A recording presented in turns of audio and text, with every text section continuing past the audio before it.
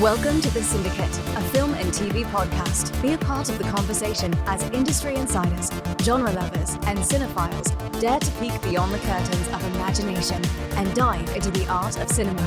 Join us as we want you to spend less time scrolling and more time watching. Now here's your host, Armand Haddad. Hello, and welcome to Cinedicate, where we want you to spend less time scrolling and more time watching. I am your host, Armand Haddad, and welcome to episode 6. This season, we are exploring the hidden gems of films and films you probably passed over watching. Joining me in the studio today is Aaron. Aaron, how are you doing today? I'm doing very well. Thanks for having me. Oh, you're welcome. Always a pleasure to be on. Oh, yeah. Currently, Aaron works in radio at a local station here in Chicago. You may know Aaron from his other podcast, WSTR, Galactic Public Access, which is a Star Wars podcast. It is. Yes. Yeah. Could you tell our listeners more about the show? Yeah. So it's a family-friendly, fun podcast that we do where we delve into all things Star Wars. We have different interviews with Star Wars-related guests. We have like sometimes it's Star Wars news coverage. Sometimes we dive deep into the films or the different characters of the films. Mm-hmm. Overall, it's just a pretty great fun time. Mm-hmm. We have episodes every week, and we have a Patreon as well, patreon.com/WSTR, where we have some more exclusive content there. Nice. But yeah, we've been going strong for over 3 years now. Wow. So it's been fun. And Sounds it'll continue fun. to be. And speaking of family friendly, today we're going to discuss the importance of love and family in our lives. For this episode's recommendation is About Time. About Time. Yes. And so, Aaron, what did you think about Time? What were your initial thoughts on the film? I thought it was a very heartfelt, sweet, and clever film, where the style, it doesn't feel like a film. Like you've probably had the experience where you go to the theater, you watch a movie, and it feels very scripted. Yeah. If you're familiar with the Save the Cat book, where I am not. It's become kind of like a screenwriting textbook in the industry. Mm-hmm. It's this book called Save the Cat, and it's about how you structure your film or how you structure your script in order to you can almost by the minute structure the script so that it works as a movie. Right. So most people have heard at least of like the 3-act structure. Yeah. And that can be broken down further into, like 8 or 9 different movements of a certain length of time. And there are many, many Hollywood films who have followed this formula. Mm-hmm. And if you kind of follow along with the copy of the script, you can almost by the minute predict when the next beat is going to happen. And this movie does not feel like that at all. And it plays into the theme, which we'll get into later. Yeah. One of the themes, at least. Yeah, it was a very, very refreshing film. I've not seen many romantic movies or rom-coms. Right. But it's just not my go-to, I want to watch a movie now genre. But this one was really, really interesting, very refreshing, and clever in a way that really gets you engaged with it. And that's what I really appreciated about it the most. Yeah, me too. And, it's interesting because you said like it doesn't feel like a movie. I would say it almost feels like you're looking into the lives of these fictional people. Yes. And what's interesting, so the film is written and directed by Richard Curtis, who is, famously known for Love Actually. Mm-hmm. So one of his actors, Bill Nighy, he plays the dad of the main character, who is played by Donald Gleason. His name is Tim. He also plays the stepdad of Shaun of the Dead. Yes. That's where I remember him most. And he's also the police chief in Hot Fuzz. Yes. Yeah, he's in the Cornetto trilogy by, who's that director again? Edgar Wright. Yeah, Edgar Wright. Like, I love his movies. I love his style. Mm-hmm. But specifically with Richard Curtis, he had Bill Nighy in the film, and this is like, I think his 4th outing with that actor specifically. Okay. And he said so Bill Nighy told the director, like, I'll play this character for you, but I don't want to act. And Richard Curtis was a little bit confused, like, oh, what did you mean by that? He's like, well, I don't want to feel like a character. I want to feel like someone's actual dad. So I kind of want to like do it very subdued. And I think his portrayal of kind of like the loving father or the father figure for Tim's character is very subdued. And you can almost put your own father figure in that position.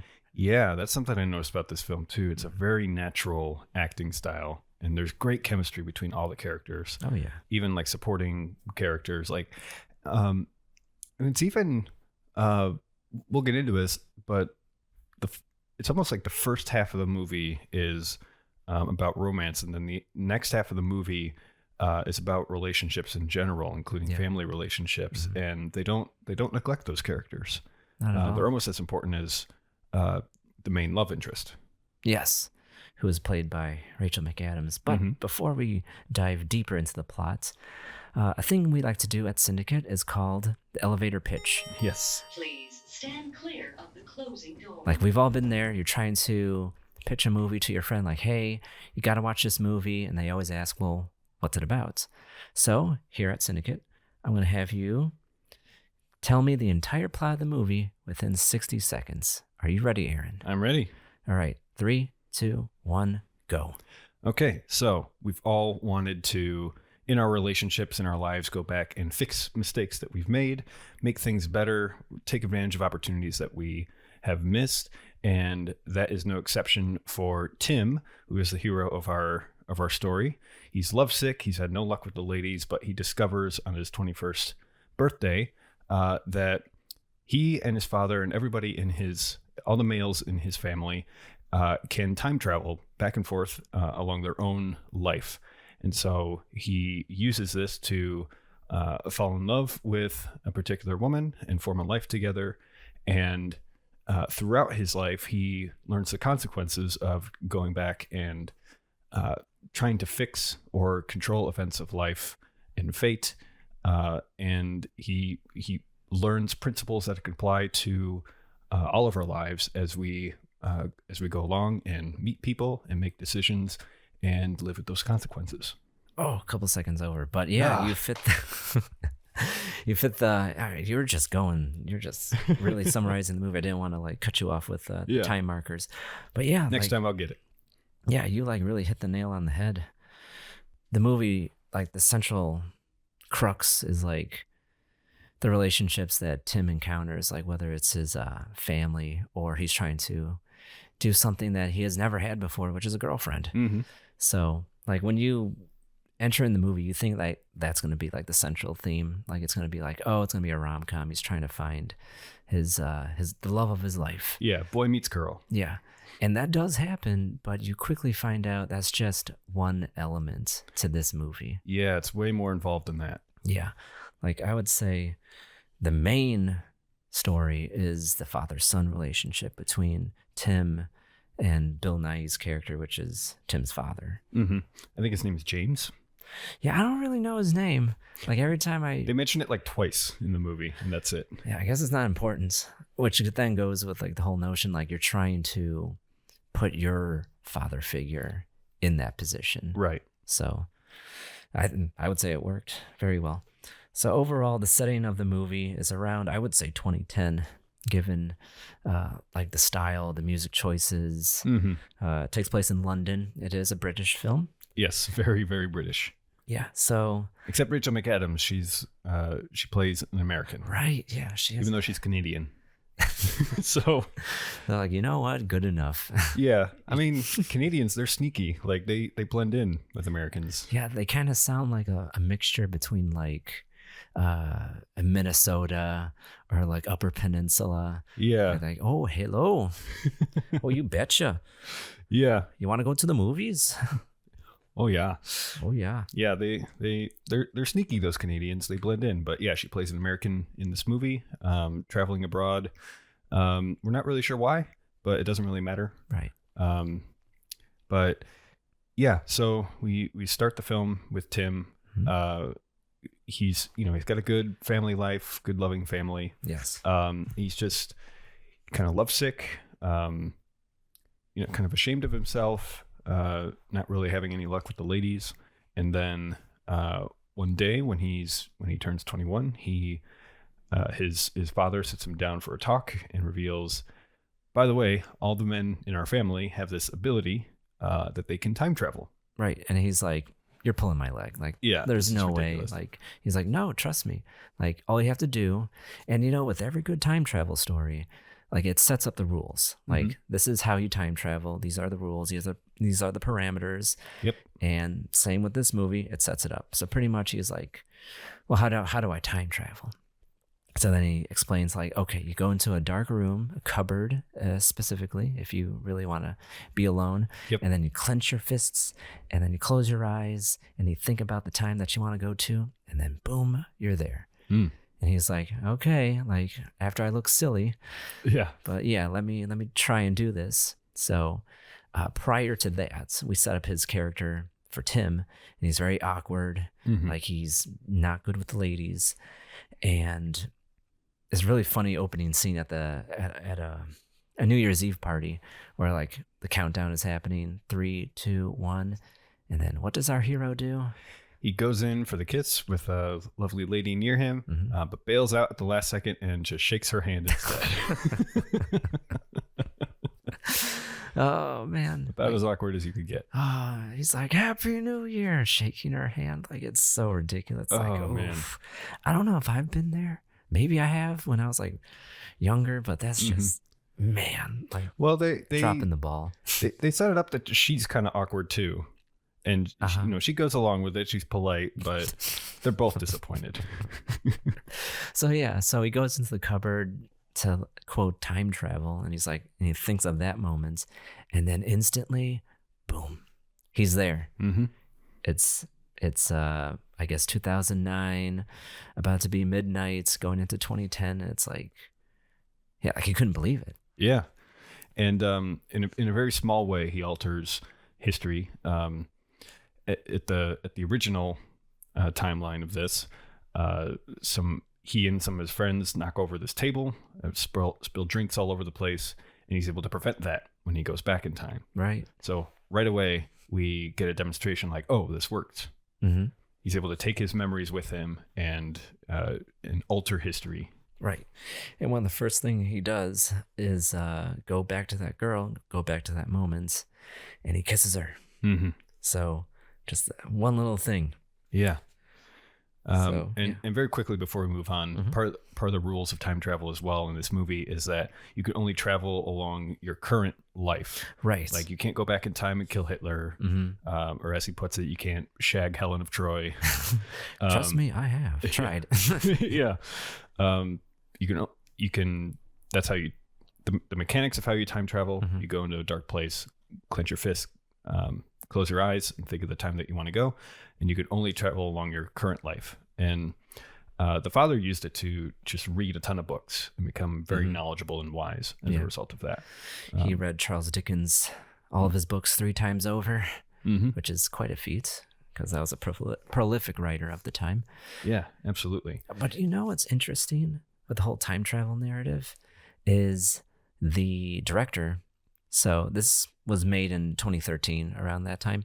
So 3 years prior, he worked on a TV show. He wrote an episode for a TV show called Doctor Who. Oh. Now, Doctor Who is a British show about a time traveler. Yeah. He went back in time to meet Vincent van Gogh and try to save him from like an alien and all this stuff. As you do. Yeah.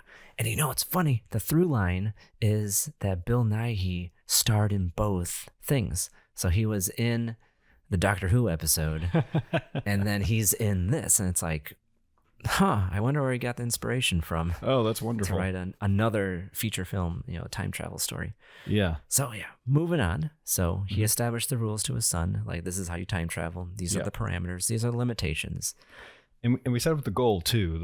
The dad asks Tim, what do you want to do with this power? And he wants to get a girlfriend. He wants to find love. That is the goal. And they set it up within the first 10 minutes of the movie. Right. So good job. We know where we're going.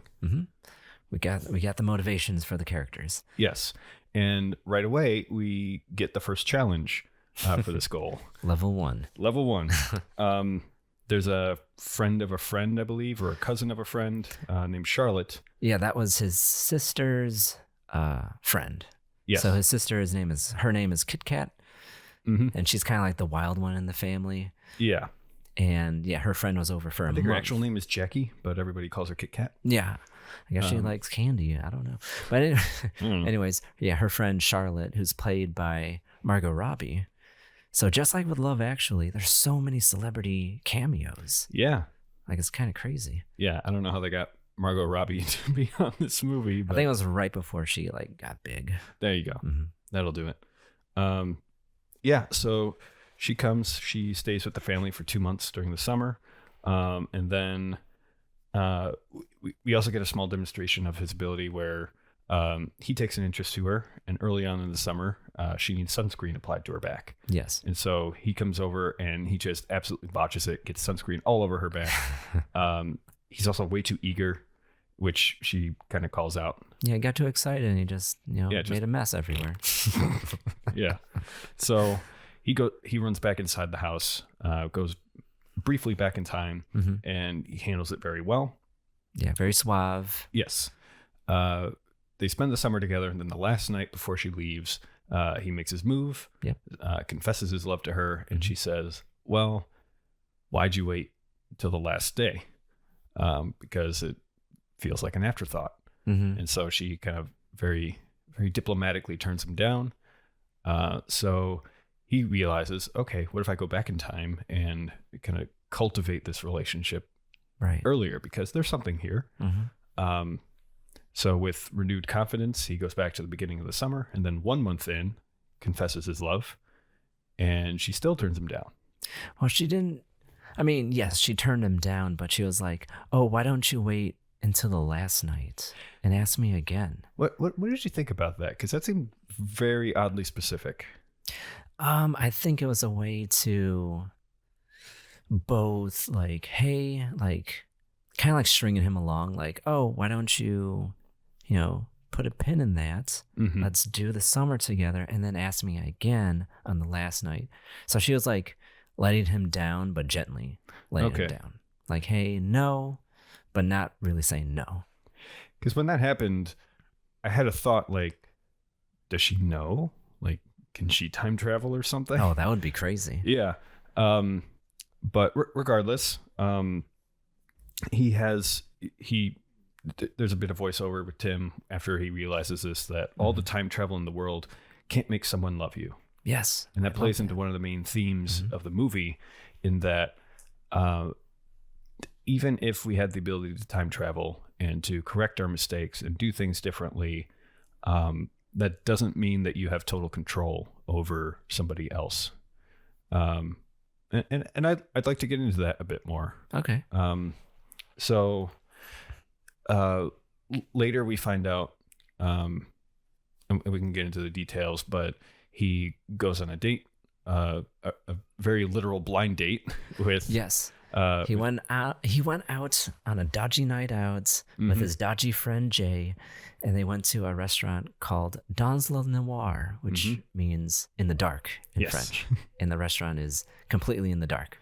Yes, all the waiters and waitresses are blind, and you have your meal. You're seated. You sign up, and you're paired with random strangers. Yeah. In the dark, and they go on they have a 3-hour date. Yeah, and they just hit it off. And it's very, very well shot too. It's not in complete darkness. We see some glint of reflection off of glassware and such. But we hear the conversations between everybody, and Tim, and as we find out, her name is Mary. They have great chemistry. They get along really well. Right. And then they step out of the restaurant and they see each other, and he gets her number. Yes. But then later, he is living in London with a family friend named Harry, who is a playwright. Yes. And he comes home from that magical date and finds out that the premiere of his play was just utterly awful because one of the principal actors just completely bombed and forgot his lines. And so Tim chooses to redo that night, but instead go with Harry to the play and, kind of kind of fix things. So this is pretty hilarious. He goes into an actor's dressing room, reminds him to, you should probably check your lines. Turns out it was the wrong actor. So he has to go back and literally make like cue cards on cardboard with Sharpie and feed the guy's lines. Play gets a standing ovation, etc. But he never meets Mary. Right, it's the butterfly effect. So he went back in time, and then by helping out his father's friend Harry. So he went back in time, and he decided to help him. But in doing so, he never went on the date with Mary, which then he never got her number. Yes. So he goes to try to call her, and the number's no longer in his phone. Yeah. So, but he remembers from their conversation she's a huge Kate Moss fan. There's a gallery show the following week, and so he goes, strikes up a conversation, manages to get lunch with her and her friend. Turns out she now has a boyfriend, and they had met at a party that same night that they had gone out on a date. Yeah, and so he goes back in time, and essentially undoes. No, I'm mistaken. It's a different night because the play is still a hit. But on a different night, Mary meets her new boyfriend. And so he goes back in time and goes to that same party and effectively gets there before the boyfriend and steals Mary away. Yes. And they have a very romantic walk home, 6 miles across London. It's a long walk. But all that to say... and the movie's very clever about this, but he manipulates events in history in order to ensure that he and Mary end up together. And that could come across as very manipulative and controlling and make him out to be this kind of like control freak, which if you've seen The Notebook, that's a similar kind of thing happens with, I forget Ryan what the Gosling. guy's name is. Yeah. Where, he like climbs a Ferris wheel and like threatens to let go unless she goes out with him. Yes. And the movie's pretty clever of avoiding that by having them go on that date beforehand.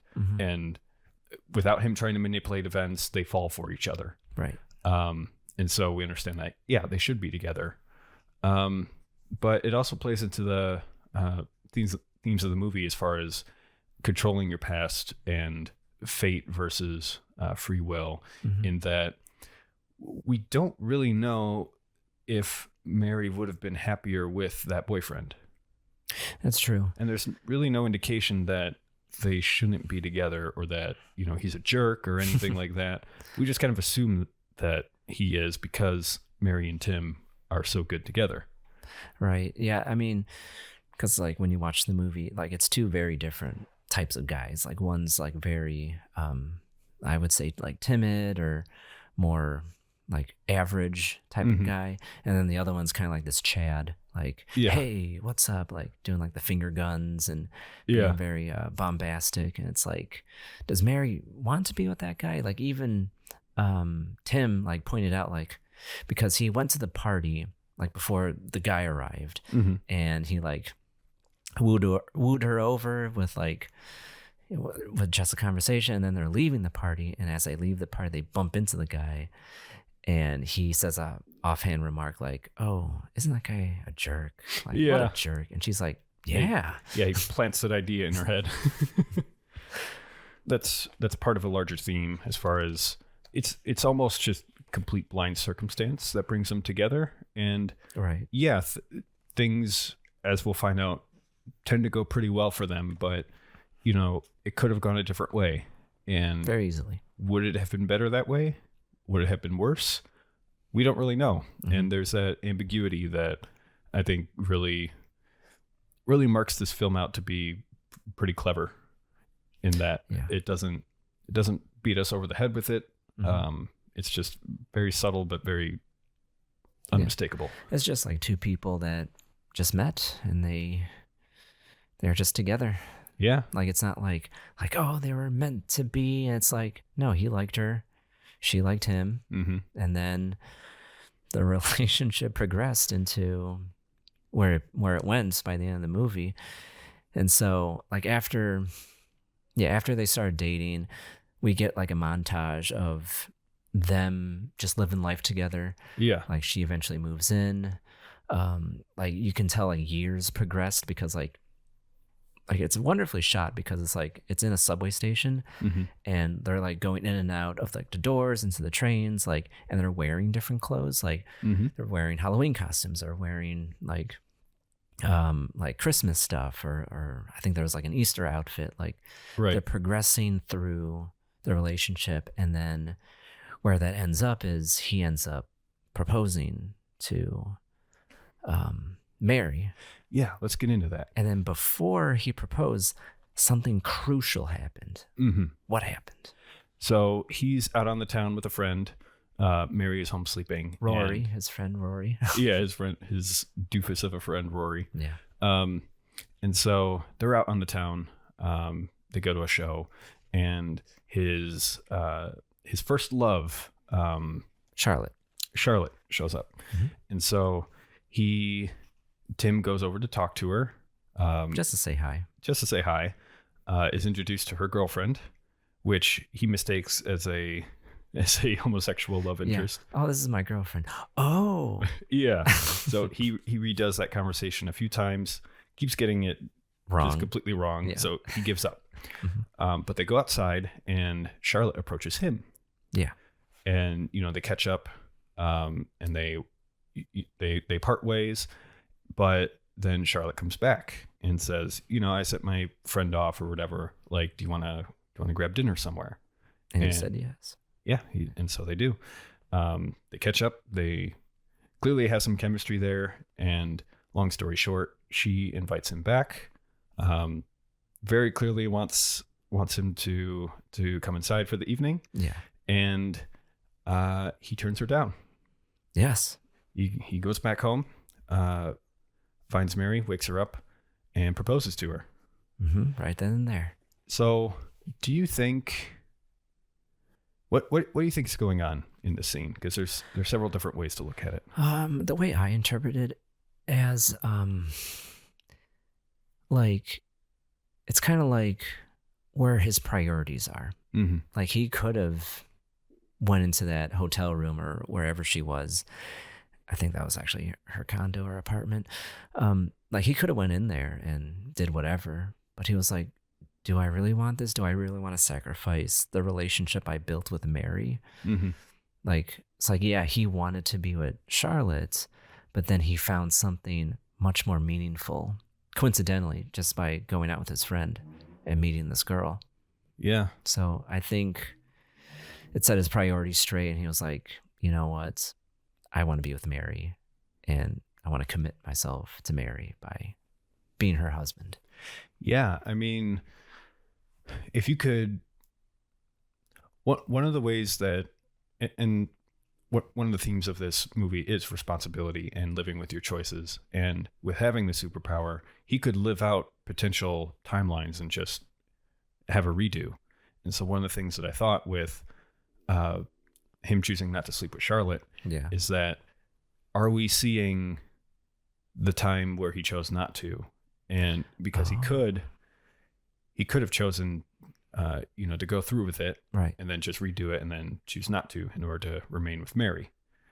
And so you have to think, has he made that choice where, is this like a character defining moment where he says, instead of relying on my power to, choose poorly, but then undo it, am I going to just go ahead and make a decision without having to redo it? Is it that, or are we seeing the consequences of him having made a poor choice, and that time he undoes it? Does that make sense? It does make sense. Yeah, I think morality is a big aspect of the film because, so the director, Richard Curtis, he did Love Actually. Have you seen Love Actually? I have not. Okay. So the people in Love Actually aren't very good people. like same thing with About Time. It's very star-studded. Like there's like a whole bunch of famous people, and a lot of them, like, before they're even famous, like, for example, Andrew Lincoln, who's better known as Rick from The Walking Dead. Like, Yeah. he's in that film, and that was right before he went on to be in The Walking Dead. But there's a character played by Alan Rickman, who is better known as Snape from Harry Potter. Mm-hmm. Like, his main story arc is him cheating on his wife, and Mm-hmm. like almost like keeping it from her, and then the wife finds out, and like all these different storylines are like interwoven, and a lot of the people in the film are morally corrupted, and it's kind of like this it's like a happy ending or like a bittersweet ending to the film, but like to get there, it's like you go through like turmoil and drama. And then with About Time, same director, like he could have had Tim go on like kind of like these escapades with like these random women, or specifically Charlotte, and I think he did not do that because he wanted to paint the picture of this character as like he is not gonna abuse his power and do that. And like it's kind of like a big choice to make, because he could have like been with Charlotte or been with anybody, but he was like, no, I'm gonna commit myself to Mary. Yeah. Which is quite that's an honorable decision to make. It is. And I'm going to deconstruct my own theory. All right. Every time that he time travels, we hear like this whooshing sound effect, like, yeah. And we never hear it in that scene. So chances are he never had to time travel because he never made a mistake that he wanted to undo with regards to that. So if that's the case, that's a huge character development moment, because it shows that he's growing in wisdom with his ability, and he's not going to use it for his own selfish gain. Right. So yeah, so that act ends, and then a new one begins, and the act that begins is his like marriage to Mary. Right. So they visit home to tell the parents that they're going to get married, for them to meet Mary. Yes. And they also announced that they're expecting. Yes. Yeah, they have a kid together. Or they're going to have a kid together. Yes. And then the wedding day comes, and it's a beautiful ceremony. They but it's also a very windy day and a very rainy day. Yeah, a beautiful day for a wedding. Yes. Everybody gets soaked. But then later in the day, Tim talks to Mary and says, should we have planned for a different day that isn't so wet? And she says, no, it was a great day. And so he chooses not to undo that decision, which again shows this kind of growing wisdom with him. And not being reliant on his time travel abilities, just like willing to just live life as it is. Yes. He does replace his best man, though. Yes. Multiple times. Yeah. Because they each have very awkward and embarrassing speeches that they give. And then he finally settles on his dad being the best man.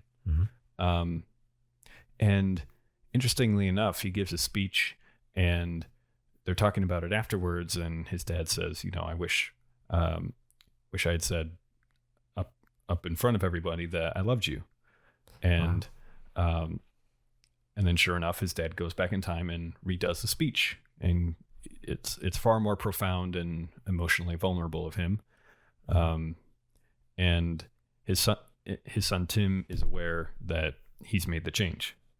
Yeah. Which is very interesting, because now we're seeing it's not just one person in isolation with this power. It's how do these work together with father and son?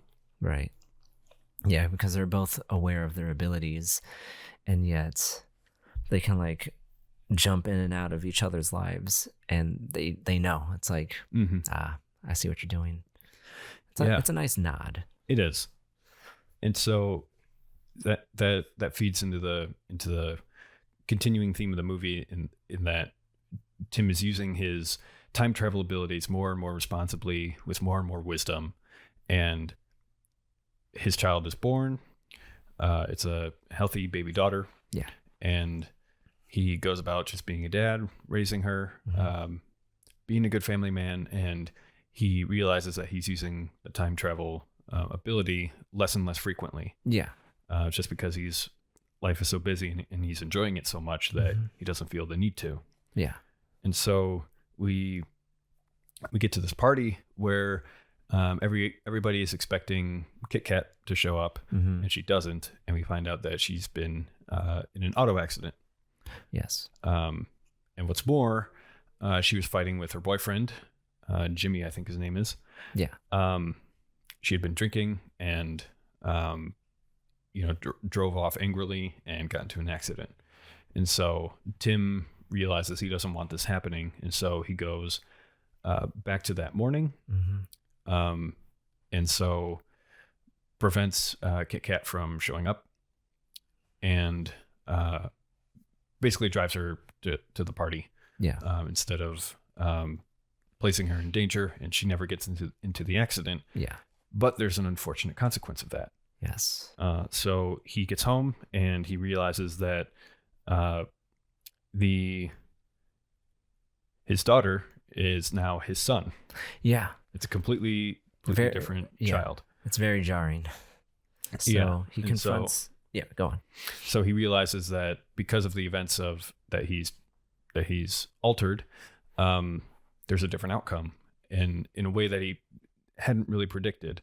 And so he makes the difficult choice to basically go back and let KitKat get into the accident, and let her get injured, and his daughter is preserved. Yeah. So he confronts his father about rectifying the whole KitKat situation with Jimmy, and he said, like, when I did that, like, my child changed. Like, my daughter became my son. Like, it was a completely different person. And he explained, like, when you have a kid, like, you can't change, like, the sperm going into the egg, but, like, you're gonna, like, when you tamper with time, there's butterfly effects, and certain things will change, and changing that variable manifested into getting a completely different child. Yes, different sperm meets egg. So like, moving forward, he's like, okay, now I need to be careful on when I could time travel and where to, and like certain milestones that happen. Like, do I want to alter them? Like, I have to be more careful with my ability. Yeah, absolutely. So, as any good sci-fi or fantasy film would do, when you have to set the rules early on about how everything works. Yeah. But that doesn't stop you from kind of altering the rules or adding more rules later. And this is a great time in the movie to do that, because he's kind of passed a test in a way, with the night at Charlotte, where he's becoming more responsible with his use of the power. But now we realize just the limits that he has on it, in that if he's going to be changing other people's choices, that's going to screw things up more than actually fixing them. Right. And so, KitKat, she gets into the accident, and Tim is talking with Mary about what they can do to help. And Mary has this line where, if it's going to be fixed, I think she has to fix it herself. Yeah. And that's another primary theme of this movie, in that we can't control other people's choices, and we can't save them from the consequences of those choices. And KitKat and Tim, they talk for quite a while, and she realizes that she seems to be like the black sheep of the family that's always in terrible relationships, and she gets herself fired from different jobs, and she just never seems to get ahead. And they're able to trace it all the way back to that first relationship with Jimmy, which was consummated at that New Year's Eve party way back when. So Tim then reveals to KitKat his time traveling ability, which she had no idea about. And she didn't believe him either. Yeah, until he demonstrates it and holds her hand and brings her back in time with him to that night where she first met Jimmy. And they basically change events of that night so that instead of falling for him, he falls for somebody else. She punches him out even. Yeah. So That's a great scene. Bit of great justice. But essentially, like, she had to confront her own problems, and Tim could no longer save her from them. And so from that, she gets the confidence to, not be in those kinds of relationships, and to basically live her own life. Mm-hmm. And so, but because of that, she falls in love with a different person, Jay, one of Tim's friends. Yes. And he comes back, and that is when he realizes that he has a different child, that's no longer his daughter, but his son. Right. And so, I think we got events a bit out of order. So he first rescues KitKat from driving drunk, but then he realizes that it was because they were arguing. She and Jimmy were arguing. He got drunk. Yeah, he discovers the bigger issue, which is it's the boyfriend, it's not her. Yes, and so then they go back in time to the New Year's Eve party, prevent her from starting a relationship with Jimmy in the first place. Mm-hmm. But then, because he went back before the birth of his daughter, that's when it changed. And so that's when he decides, you know what, this is going to be difficult, but I need to let KitKat get into that car accident. And so in his second attempt to kind of change her life, instead it's Tim and Mary, they both sit with her in the hospital. Mm-hmm. And they both vow that they won't leave until she decides not to be with these kinds of people, and to stop quitting from jobs, and to quit drinking. And she makes a change herself to kind of fix her own life. Yeah. And it's not Tim kind of ad hoc fixing it for her. And so, we learn later that KitKat, at the suggestion of Tim, ends up going out with Jay, and he's a much better, even though he's a nicer guy, more boring, as she puts it, he turns out to be a much better match for her, and she has a healthier, happier life as a result. Hey, that's all you got to do. Leave the toxic relationship and discover that there's other people out there much better suited for you. Yeah. So this is like stage 2 of Tim learning his powers, is not only responsibility and exercising it for himself, and living with his choices, but also realizing that he can't make those kinds of choices for other people, and he can't fix their lives. They have to do that themselves. Yeah. Like, that's very important, especially with the ability to time travel. It's like, you can't help everybody. Mm-hmm. Like, you're not responsible for everybody. You have to care for yourself, and then also your family, like your direct family, which is Mary at this point, and his kid. Like, he can't like save everybody. That's ridiculous. Yeah. And this kind of hit close to home for me, because without going into details, I lost one of my sisters to domestic violence. Really? And so this is when I kind of took the movie in, and I realized, like, I've thought about, like, if I could go back in time and have different conversations with her, or have done different things, or, was there anything I could have said or done to change events? And sadly, the answer is no. Right. A lot of it had to do with her own choices, and which is not to blame her for what happened, but it's just a very difficult and complicated situation. And the important takeaway from there is that it's not my responsibility for that, which can be a very difficult thing to admit, because you want to be able to change it, and you feel like you can, but the way life works, oftentimes you can't. Right. Yeah. Like, I'm sorry that happened. And I've also been in that position too, where it's like, there's something I could have done. Like, like maybe if I talk to them more, or help them out more, or like try to see like the writing on the walls. And it was almost like like you said, like there's nothing you can do, and you can't like place the blame on you. Like it's not your place. Like it has to be coming from them. It's difficult. Like I wish I had a time machine or the time travel ability that Tim has to like no, let me go back in time, let me pluck them out of that situation. But it's like no, like it's their life, it's not my life. Right. And it's a hard pill to swallow, but it's one of the lessons in life that this movie really exemplifies in a very beautiful way that everyone needs to hear. Yeah. And people don't really understand until they like really live it. And it's like, because like you can be told like, oh, you know, you can't help people. Like it's them. It's not you. Don't put the blame on you. Like, but until like you live it, it's like, oh, now I understand. Like, yeah. Yeah.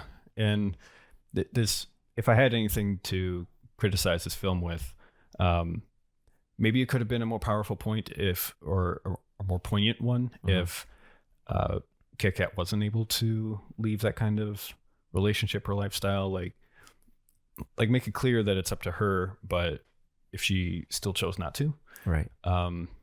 Because you know it's a romantic comedy and everything turns out well for everybody by the end of it. Yeah. Which is fine. It's fine for that to happen.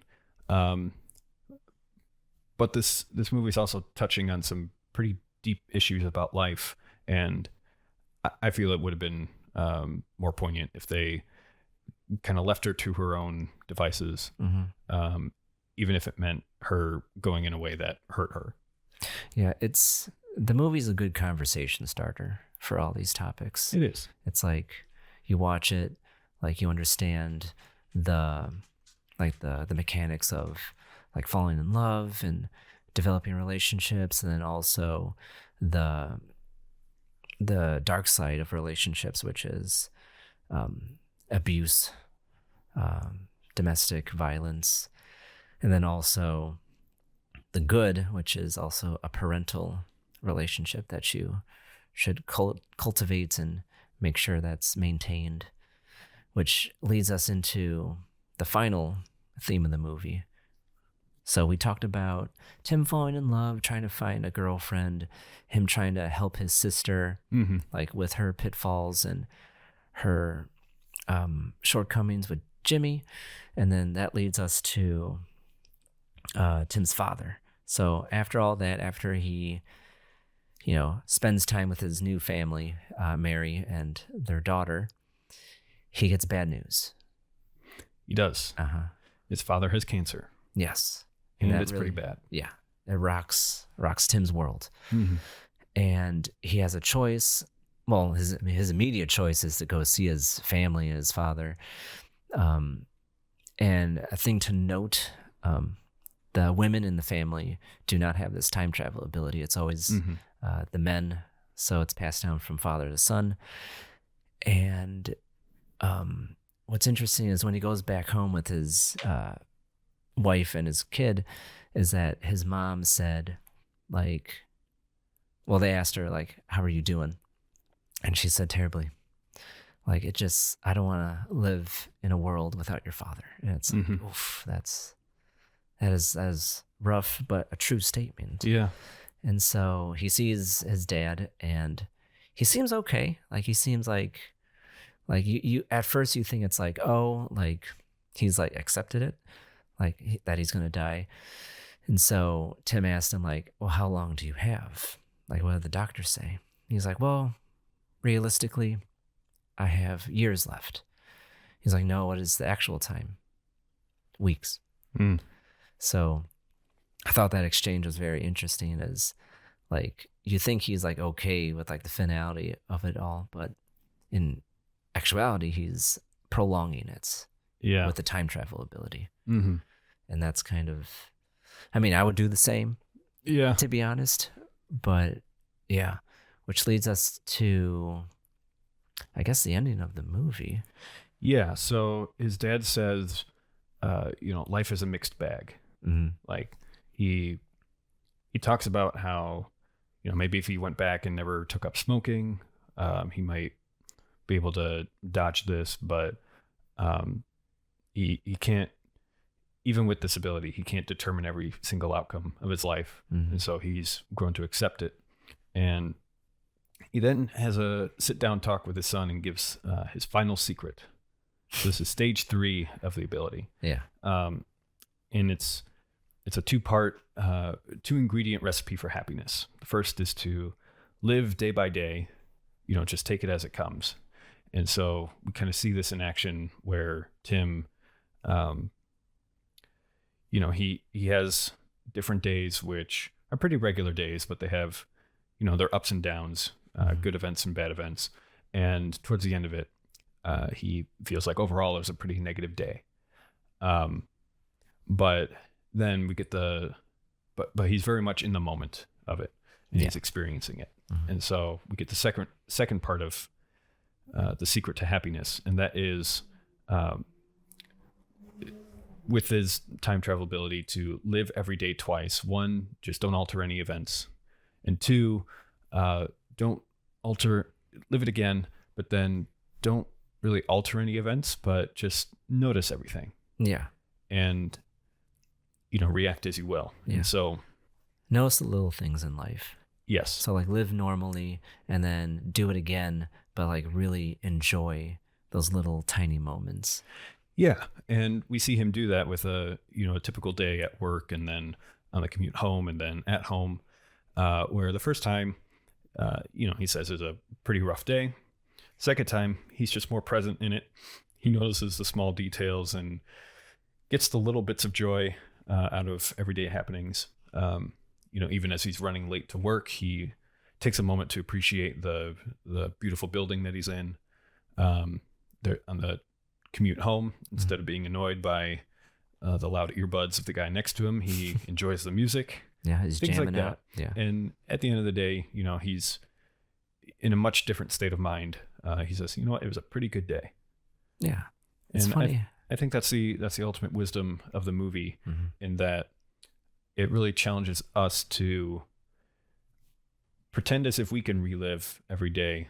And if we could, would we live differently, and instead just live that going forward? I forget who said this. It was one of the Stoic philosophers, maybe Marcus Aurelius, who basically said, like, imagine that you're on your deathbed and living with your regrets and your choices and their consequences. And if you could redo it all over again and go back in time to when you made those choices and do them over again, then close your eyes, open it up, and you're there right now, living your life going forward. Like, you've just time traveled. What choices will you make? And that's really the ultimate wisdom of the movie, is that you can't live in the past by trying to redo what you've done before, and you can't live in the future either, worrying about how things will happen. You just kind of have to commit to the choices that you make, accept them for what they are, and try to find the little bits of joy in life as you go about. It's very, very, very deep and meaningful and sweet message, I would say. Right. Yeah, like I would say the biggest takeaway of the movie, especially in like the final minutes of the movie, is like just enjoy the time that you have. Like, don't take it for granted. And there's a quote near the end of the movie where it says, I think it's Tim. Tim says, we're all traveling through time together. All we have to do is relish in it. And it's like, it's true. Like we're so caught up on like the future or the past that we don't take a moment to realize or to appreciate like what's going on right now. It's like, just, you're here right now. Like, think about all the people in your lives right now and just enjoy that time together. Yeah. And that wisdom is put to the ultimate test when Tim and Mary are talking about having a third child. Yes. And he realizes that if he has this child, he can no longer it basically puts a fence around his time traveling ability, where if he wanted to spend time with his dad, he could by going back to before he died.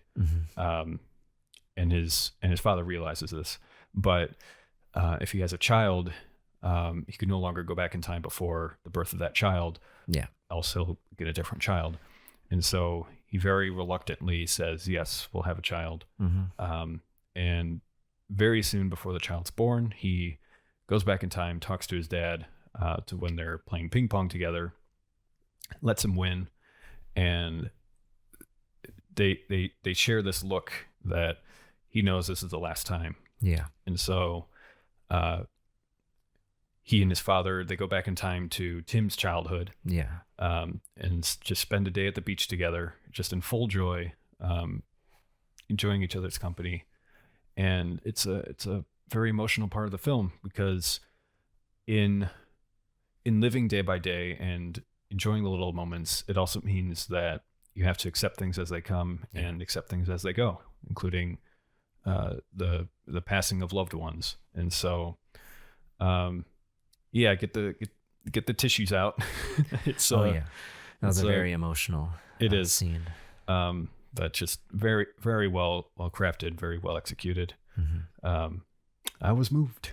Yeah, it was such a great movie because it says so many things. Like by the end, by the time you finish the movie, it's like, okay, like you find a new appreciation for like almost every aspect of your life, and especially like your parents. Like this is the type of movie where it ends and it's like, oh, I gotta call my dad, or I should call like my parents. And so yeah, it's a good movie to like bring people together.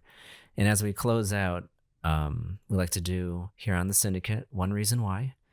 So what would be the one reason you would recommend this movie to somebody? The one reason I would recommend this movie is that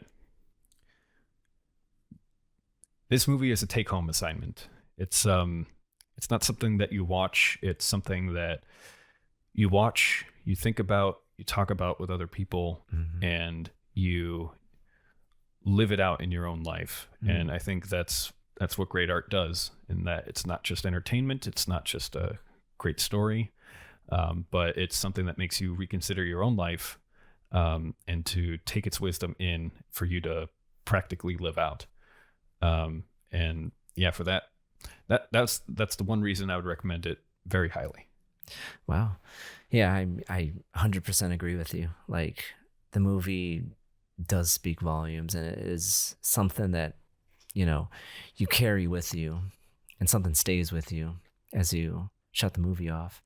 But the main reason for me that I would recommend the movie is because, like, just like you said, like it changes your perspective.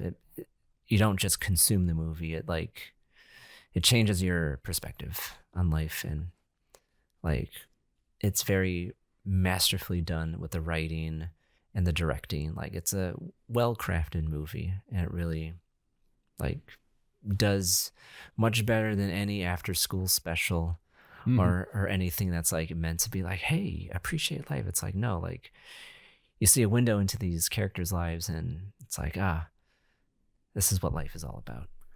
Yeah. And if I had any criticism to offer it, it's like Domhnall Gleeson, he plays Tim, very, very likable person. Yeah. Quite different than he was made out to be with Star Wars. Yeah. General Hux. With General Hux. Yeah. In that one, he's just kind of a loser and an asshole. But in this movie, he's very genuinely likable. He's a good guy.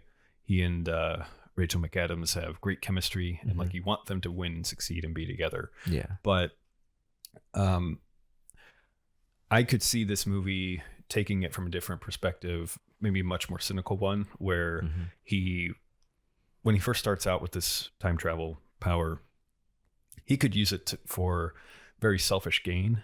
And just, if I were him testing out this new ability, I would probably make a lot of choices that I would regret insofar as self-serving. And we get a little hint of this, like when he and Rachel McAdams sleep together for the first time. The first time there's a bit of awkwardness to it. He trips over some shoes and then fumbles with her bra, and then it's over very quickly. But he goes and does a redo, and it's much more suave. He's much more confident, and it goes swimmingly for both of them. And then he redoes it again, and it's just a blowout festival. And so for that, it's like, he's kind of, getting things perfect. But for me, it would have been better if he like really screwed something up where it hurt somebody else, and then he realizes, oh, like I can't be doing this again. I can't be living with that. And we have a more moral progression with him. Where he does gain wisdom, and he does have a character arc throughout the movie, but it's much more of a gradual slope. And it kind of starts out as like this good, affable, likable person, morally upstanding to begin with. And he gets better and enhanced over time, but maybe it would have been a stronger one if he was like, oh, like, I don't really know what I'm doing with this. We better stop, that kind of thing. Yeah, like with great power comes great responsibility. Yeah. Like learning like what not to do through through failure. Yeah. And we don't have to go like completely into the other spectrum, like a film like Bruce Almighty, where he gets like really over the top with it, but just something like that where he really hurts somebody, I think would have been stronger for me. But the casting in this movie is fantastic. Great chemistry between all the people. They just feel like real people. And that they've had a history together. Yeah, that's a hallmark of good filmmaking. And it makes me sad that this is the final film for Richard Curtis. So Richard Curtis, get out of retirement and make another movie, because your last one was quite a smasher. So before we leave, where can people reach you, Aaron? I'm on Instagram now, at Aaron Julian, HOUILLON. My podcast is WSTR, Galactic Public Access, a Star Wars podcast. We are everywhere on the socials at WSTR Media, all one word, all lowercase. You remember that one? Yes, I do. Yeah, I was a host in the beginning of that show. And so thank you for being on. It's always a pleasure. Yeah, thanks for having me. I always love doing this. Welcome. That's it for this time on the Syndicate. We hope you enjoyed yourself. Keep the conversation going by adding us on Instagram and Letterboxd, where you can catch Armand along other podcasters and listeners at Syndicate. And until next time, stop that scroll and spend more time watching. Goodbye.